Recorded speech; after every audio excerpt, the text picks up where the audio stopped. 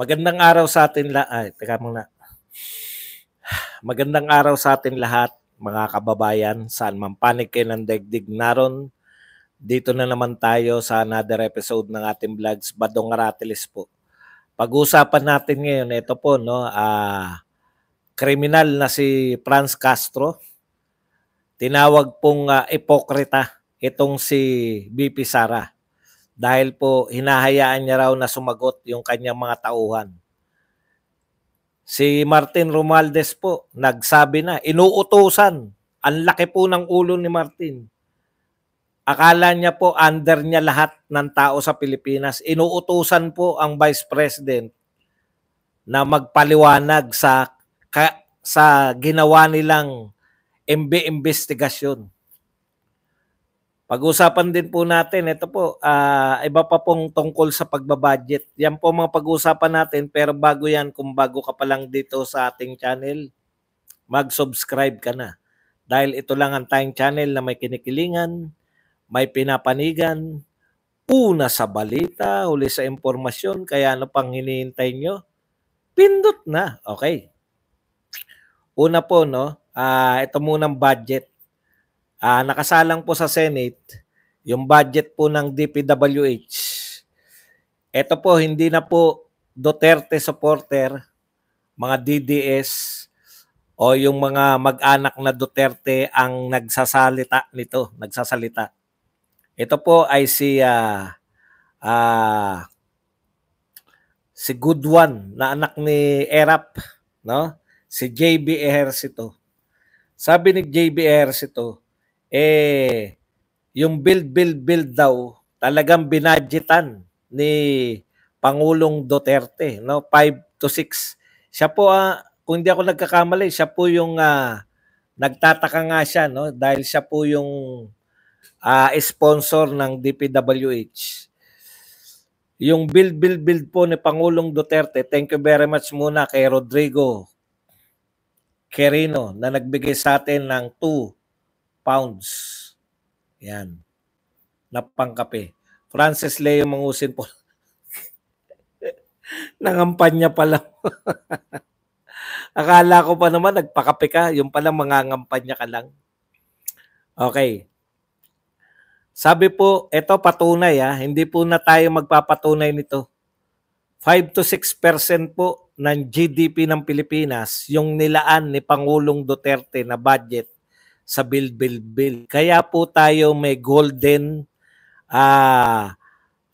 age ng infrastructure nung panahon ni Pangulong Duterte. Ngayon daw po, sa kasawiang palad, back to 2% na lang tayo. Kaya nga nung tinatanong siya, yun nga po pinagtataka ko rin. Kasi sa pahayag po ni Pangulong Marcos ay hihigitan yung infrastructure ni Pangulong Duterte. Kaya nga build better more, 'di ba? Better na, more pa. Mas maganda at mas maraming ipapatayo. Pero lahat po 'yan ay pangarap lang dahil ang priority po ng gobyernong ito ay yung mga unprogrammed projects at saka ayuda ni Martin Romualdez. Alam niyo po, sa kakokontrol po ni Martin, ayon po sa ating BP, siya po may control. Kasama ni Saldico, sila po may control ng budget ng Pilipinas. Sa kanila pong pagkontrol ng budget, akala nila siya na pinakamataas na tao sa Pilipinas. Hindi na po sila nakikiusap sa Vice President na umatid. Ang pakiramdam ko, inuutusan niya kasi ang salita niya, dapat. Wala pong nakikiusap po kami sa Vice President na umattend siya. Ang sinasabi niya, dapat ang tanong, bakit a-attend sa inyong investigasyon? Wala naman kayong inaakusa na mali. Mamaya po tatalakayin natin yan. Tapusin muna natin tong budget. Wala po talaga sa budget. Speaking of budget, isa pang madaldal to. No? Pinapaliwanag po ni Rizon Tiberos na bagong makeup. Nagmamaganda po ngayong mga panahon na to. Ganda ng in fairness Maganda po ang makeup na nagpa-interview. Tutol sa pagbabalik ng orihinal na pondo ng Office of the Vice President. Yung original po, yung 2 billion. No? What do you expect? Ano ba ine-expect namin? Ang sabi ng mga senador, gusto nila. Pero baka mali lang tayo ng pang-intindi. Kasi noon ko pa sinasabi, ang mga senador natin walang mga boto. Pinamumunuan po sila ng waiter. No? Ano po ine-expect nyo? Ang Senado po, tokis-tokis lang po yan. Parang si BBM yan, tokis lang, di ba? Tokis lang ang Build Better More. Kasi hindi binabudgetan. Lahat po sa kanya, tokis. Build Better More is just a tokis. Kung walang budget, yan po pinakamatindi. Paano mo masasabi na makakapag-build better more kaya wala kang ang project?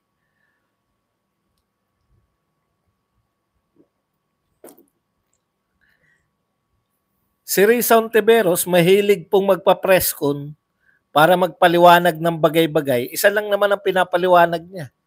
Kulang na lang sabihin niya, susunod lang ako kay Martin Romualdez. Ang susundin daw nila yung budget na binigay sa kanila ng House of Representatives. Sunod-sunuran lang yung mga senador eh. Ito po ang pinaka-worst na Senate, no? Na nakilala ko. Hindi na po sila anong tawag doon? Wala pong senador o grupo ng mga senador na sunod-sunuran lang po sa mga congressman. Never pa po sa history. Lagi pong mas mataas ang pakiramdam ng mga senador. Lagi po silang mas mataas kasi binoboto po sila national. Binoboto po sila ng buong Pilipinas. Pero under po sila lahat ni Martin. Yung mga kanilang kinikilos at ginagawa, parang wala silang magagawa. O balikan natin to si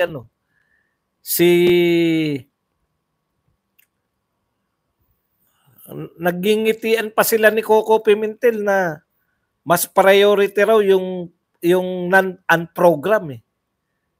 Bakit nyo sinusunod? Yung galing sa House of Representatives, may sarili naman kayong utak. Yun po yung nakakalimutan ng mga senador eh. Binoto kayo ng buong Pilipinas. Yang sinusunod nyo si Martin, binoto lang po yan sa Leyte. Hindi nga tumatakbong senador eh.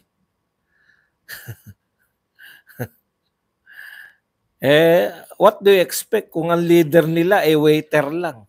Di po ba? Ano po ba ine-expect namin sa inyo? Okay. Alam nyo, ito po yung sinabi ni Martin. Tignan nyo, pakinggan nyo kung gaano po kalaki ulo nitong tao na to.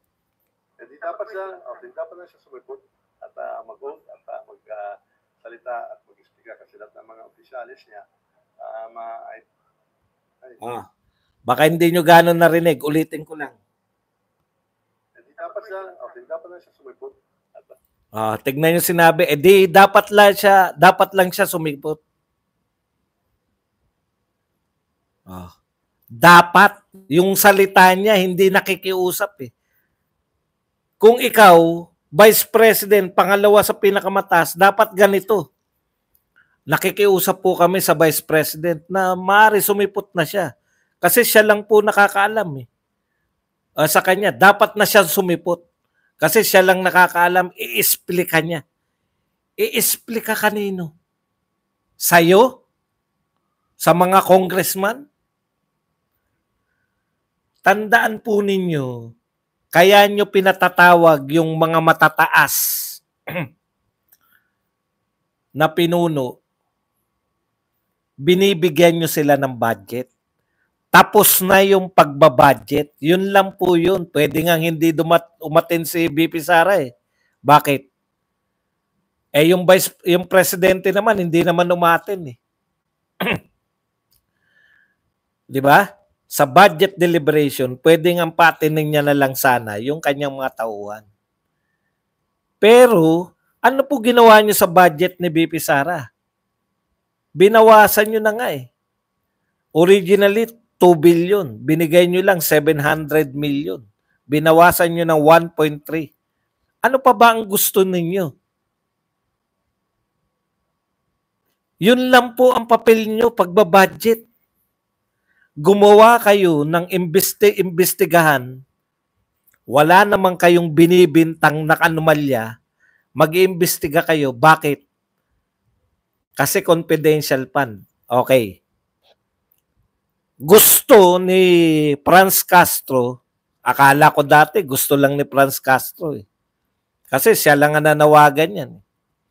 Gusto ni Franz Castro originally, imbestigahan kung paano ginagamit yung confidential fund. Confidential nga eh. Pero okay pa rin. Baka talagang may power kayo over Vice President eh. 'Di ba? Baka talagang yung feeling nyo, yun yung totoo eh. Pero ang tanong ko lang, Martin Romualdez, ilan ang sinalang yung may confidential fund? Wala. Office of the Vice President lang at saka DepEd. Wala nang iba. Yung Office of the President, hindi nyo sinalang ang confidential fund? Hindi. Yung office ng mga iba't ibang ahensya na may confidential fund, tanging Vice President at DepEd. Bakit DepEd sinama nyo? Kasi ang DepEd Secretary, yung Vice President din. Talagang, so ibig sabihin, hindi totoo na gusto ninyong malaman kung paano ginagamit ang confidential fund. Nakasentro lang kayo sa Vice President eh. Gusto nyo talagang sirain. Yan po yung, wala na pong iba. Wala na pong iba. Ngayon, yung sinasabi nyo na, tama ba yung paggamit ng confidential fund? Ito po ang malaking tanong sa amin. Tama ba yung paggamit ng flood control project, program, budget? Tama po ba? Yan po ang tanong ng taong bayan. Kasi binabaha kami. May problema po ba kami sa Vice President Confidential Fund? Wala. Saan po kami may problema? Sa baha. Binadgetan ba namin yung baha? Binadgetan natin para mawala yung baha. Pero may baha pa rin. May baha pa rin. Doon kami interesado. Saan napunta yung pera namin na binadget nyo? Hindi naman siguro napunta sa inyo yun dahil hindi naman kay DPWH. Hindi naman siguro napunta sa inyo yun dahil hindi naman kayo contractor. Hindi ba sila contractor? Baka ako nagkakamali ah. Ang tanong namin, bakit yun ang hindi nyo imbestigahan kung ang gusto naman ninyo ay maliwanagan sa mga nawawalang pondo. Hindi magandang paggasta. Bilyon yun eh. Pag samasamahin mo yung budget ng confidential fund tsaka ng confidential fund ng DepEd at OBP, hindi aabot eh. Sa isang araw. Isang araw lang ba dong? Yung buong taon ng DepEd at saka ng OBP hindi aabot sa isang araw na budget ng bagyo ng baha? Oo, hindi aabot. Ay putya, interesado kami diyan. Interesado tayo diyan. Pero bakit ayaw nilang imbestigahan? Aba, nakakapagtaka. Martin, bakit hindi mo sabihin na dapat mag-explika ang DPWH? Dapat mag-explika yung mga kontraktor. Dapat mag-explika yung mga may proyekto.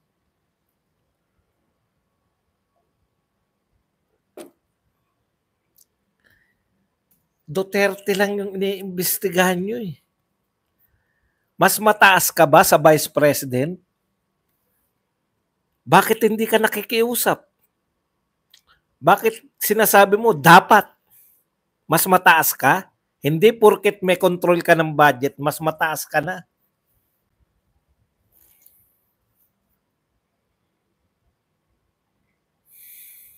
Ilagay ninyo sa lugar. Okay. Ito po. Nagpaliwanag si Congressman Castro. Isa pong, hindi po kami nagsabi nito. Ayaw po namin siya sabihin pero dinefine niya ni Conti. Pag ikaw ay convicted, criminal ka. Kaya kriminal po si Castro. Sabi po ng kriminal sa HOR, eto po, kaya niya kinontempt. Nagbuhol-buhol na eh. Eto po akusasyon niya, nagsisinungaling at nagtatago daw sa mga sagot si Lopez. Umaten na, pinakulong pa. Pa-attend kayo ng pa-attend. Pag hindi nyo nagugustuhan yung sagot, ipapakulong nyo pala. Pinakulong ha, tandaan nyo po, pinakulong. Eh bakit ba nila pinakulong si Lopez? Opo, pinakulong po nila. Dahil sa usapin ng confidential fund. Di po ba? Ano po yung basis nila ng pagpapakulong? Bakit po nauwi sa pagpapakulong sa isang tauhan ng OBP? Kasi po, ang basis nila ng pag-imbestiga dyan, yung mga COA nagpalabas ng tinatawag nating notice of disallowance. May notice of disallowance yung confidential fund ni BP Sara. Ano po ibig sabihin nun?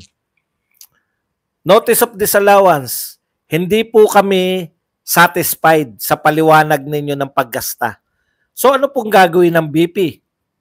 Pag may notice of pag mayroon pong notice of disallowance, binibigyan sila ng 6 months para ayusin yung mga papeles to satisfy COA. Iniisa-isa po natin to ha. Patutunayan po natin yung pagkakamali ng ginawa nilang pagpapakulong kay Lopez sa Chief of Staff. So ibig sabihin, meron pong mga disallowance. Opo. So, 6 na buwan pa. 6 na buwan. Eh, ilang buwan na po ba nakalipas? Eh, kare-release lang namin eh. Nag-imbestiga na agad eh. Wala pa yung 6 na buwan na ibinigay sa Vice President. Opo. Wala pa yung 6 na buwan. Hindi pa yan nakakalipas. Castro, kung alam mo yung mga COA. Eh, paano? Given, halimbawa, nakalipas yung 6 na buwan. Hindi pa rin po nasatisfy yung COA. Pero final na po yung disallowance. Pag final na, ano mangyayari sa Vice President? Aapila na po sila sa Supreme Court. Ay, may apila pa rin? Opo, may apila pa rin. Halimbawa po, lumipas ang 3 taon, sinabi na Supreme Court, disallowed talaga yan. Ilang taon pong makukulong si Vice President at saka si Lopez kung kasama siyang makukulong? Para malinaw lang po samahan nyo lang po ako. Ilang taon pong makukulong? Sinabi na Supreme Court after 3 years. Nag-issue siya noong 2027 halimbawa. Sabi na Supreme Court, disallowed talaga yan. Tanong po, final na to, sabi ng Supreme Court. Disallowed yung paggastos mo, BP Sara. Kaya ikaw tsaka si Lopez, kayo may pinakamakasalanan. Ilang taon po silang makukulong? Hindi po sila makukulong. Hindi sila makukulong? Teka po, baguhin ko ang tanong.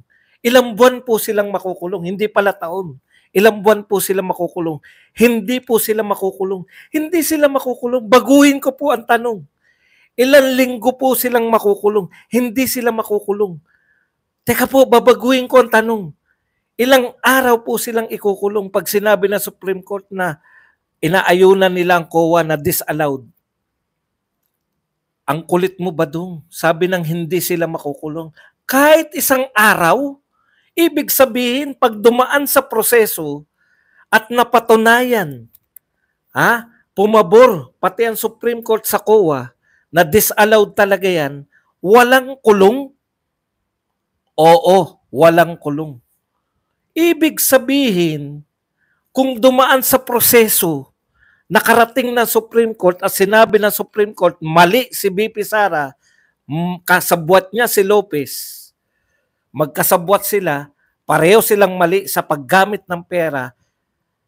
Teka po, huling tanong, huling hirit. Ilang oras po silang makukulong? Ang kulit mo ba doon? Sabi nang hindi sila makukulong. Hindi po sila makukulong. Si Castro po nag-imbestiga. Imbestiga lang po. At hindi siya na-satisfy sa mga sagot. Pinakulong na. So, ibig sabihin po, ang parusa pala sa disallowance, kahit kailan, kahit isang oras, hindi ka makukulong. Pero pag mas malala pa po, kung mali yung sagot mo, pag tinatanong ka tungkol sa dyan sa mga papeles na naging dahilan kung bakit ka nagkaroon ng disallowance. Sa pangyayari pong ito, yung contempt ng Kongreso na nagtatanong lang, mabuti pa palang maparusahan na lang sila kasi hindi sila makukulong. May nagtanong lang, nakialam lang, hindi naman kasama sa proseso. Nagpakulong. Alam niyo yun, parang meron lang kayo. Hindi kayo kasama sa process. Nagmeron lang kayo, buti pa yung meron nakapagpakulong. Pero Supreme Court mismo hindi kayang ipakulong si BP Sara, tsaka lalo na si Lopez. Dito po, ano po ang katarungan dito? Kung napatunayan ngang mali si BP Sara, hindi sila makukulong. Pero sa tanong nyo lang, nakulong sila. Ganyan po kaabusado. Ganyan po sila kaabusado. Hindi po ako abogado, pero logic will tell you na kung mas matindi pa yung contempt, yung parusa mo dahil hindi mo na-satisfy yung mga nagtatanong ng mga chismoso at chismosa lang, buti pa pala, dumaan ka na lang sa process. Buti pala, nagpa-disallowed ka na lang. Kasi hindi ka pa makukulong. Ngayon, ilang araw po makukulong? Ilang araw? Kahapon? Ngayon? Biyernes bukas? Sabado, Linggo? Lunes pa po? Depende pa sa kanila kung palalayain nila. Napaka-powerful naman. Yung iniimbestigahan yung krimen, kung matatawag nyo yung krimen, no? Ang iniimbestigahan ninyong krimen, mas malala pa sa parusa. Ibig sabihin, pag nakarating na Supreme Court, hindi makukulong. Walang kulong. Pero sa inyo, nagtanong lang kayo, pinakulong nyo. Hindi po ako abogado. Pero kung meron po nakikinig na abogado, pwede po bang pakipaliwanag sa akin kung paanong nangyari na kung hindi nga pwedeng tawaging makukonvict dahil hindi naman po kaso yung pinag-uusapan natin. Ganun po sila katindi. Mas matindi pa po ang parusa nila kaysa sa aktual nilang iniimbestigahan. Yung pag napatunayang mali si BP Sara sa investigasyon, nakarating na Supreme Court, mas malala pa yung parusa nila sa contempt.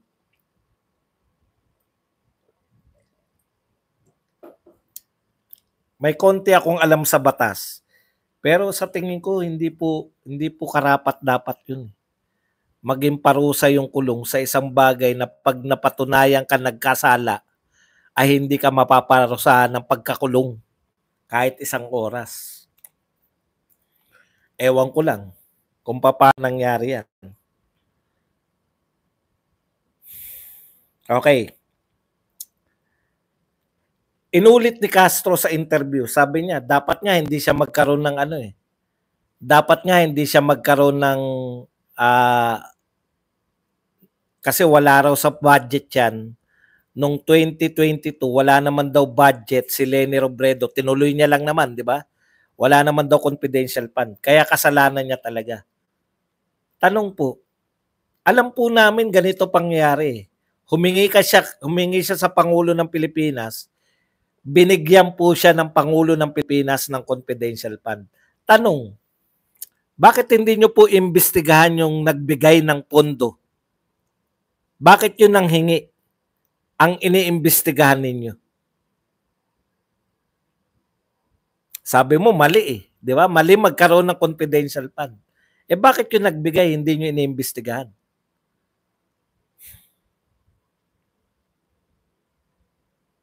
O wag na si Marcos, baka isipin nyo, wala namang kinalaman si Marcos dito. Di ba?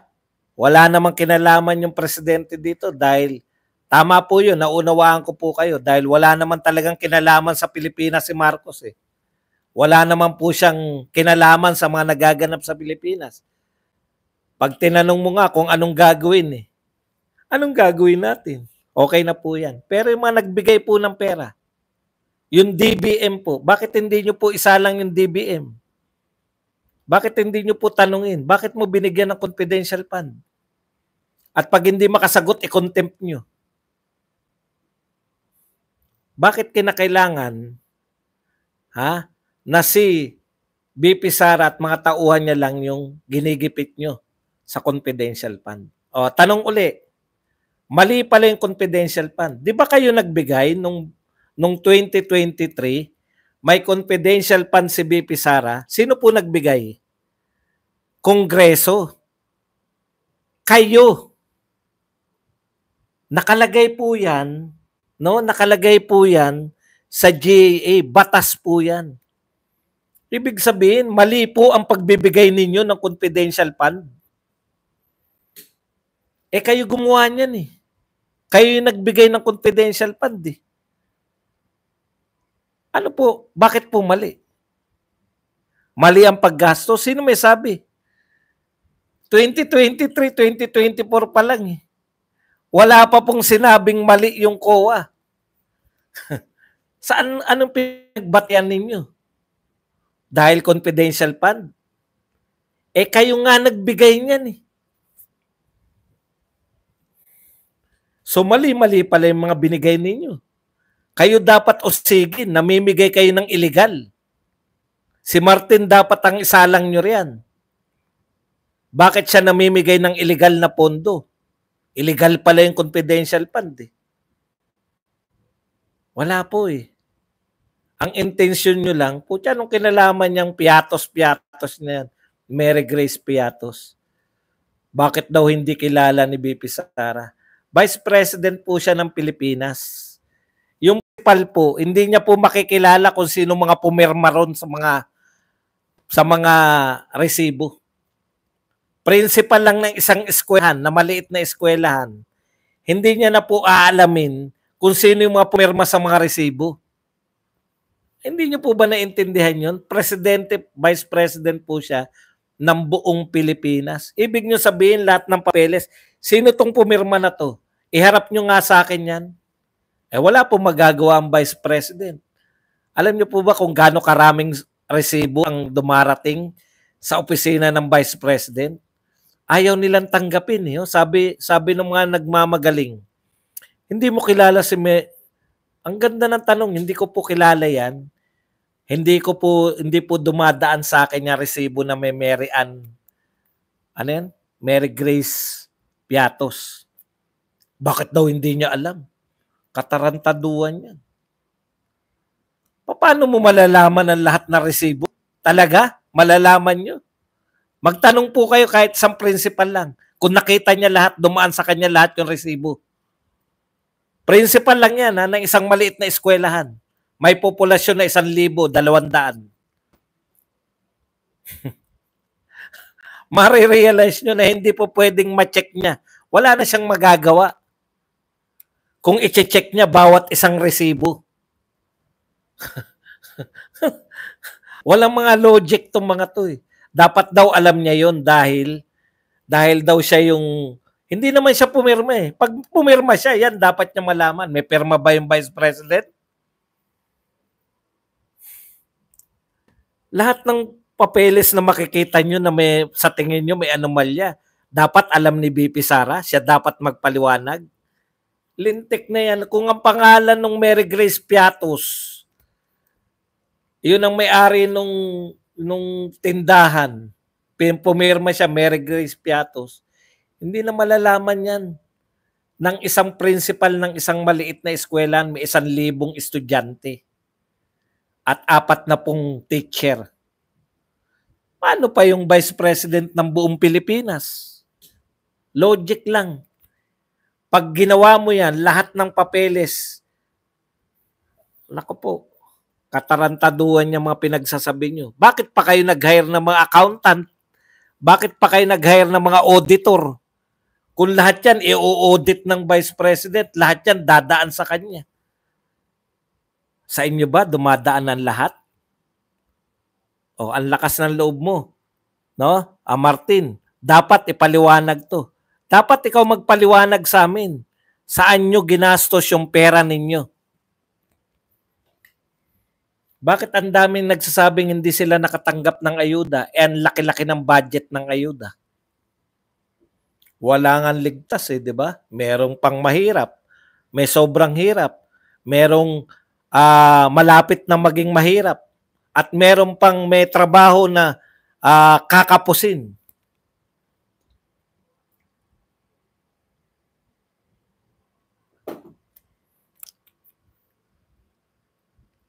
Mahirap pong magsabi na dapat lahat na resibo dumaan sa iyo. Putyat.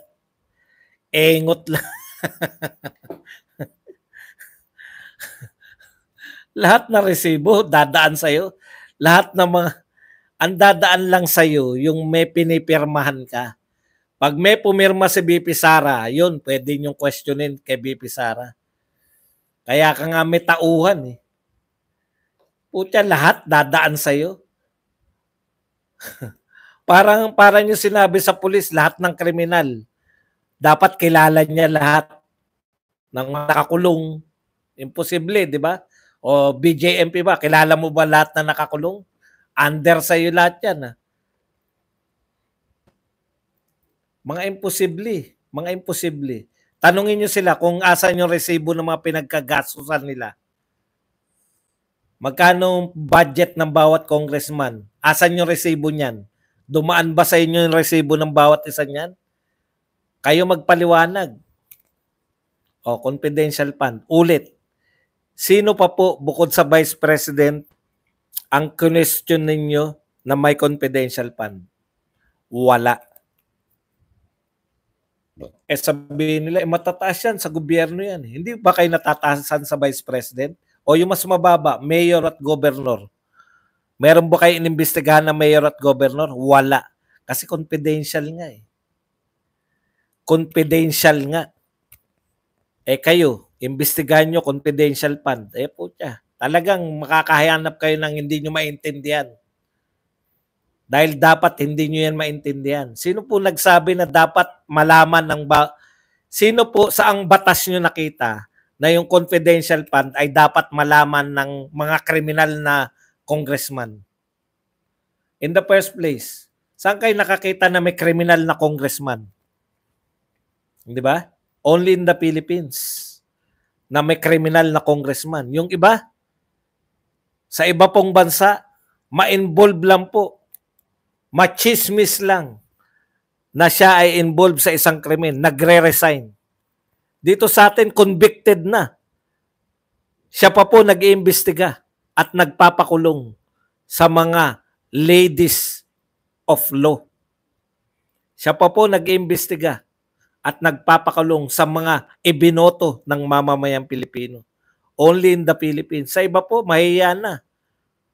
Kinasuhan pa lang. Nagre-resign na.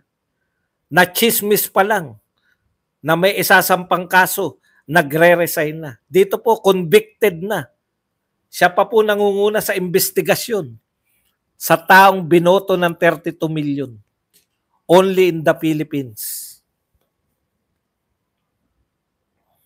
Yung mga kriminal ang nangunguna mag-imbestiga sa binoto ng 32 million. Pinakamataas na boto na nakuha ng lahat ng politiko sa kasaysayan ng Pilipinas. Si BP Sara po ang pinakamaraming botong nakamit ng lahat ng politiko mula nung nagkaroon ng eleksyon sa Pilipinas. Iimbestigahan ng isang convicted. Iimbestigahan ng isang certified criminal.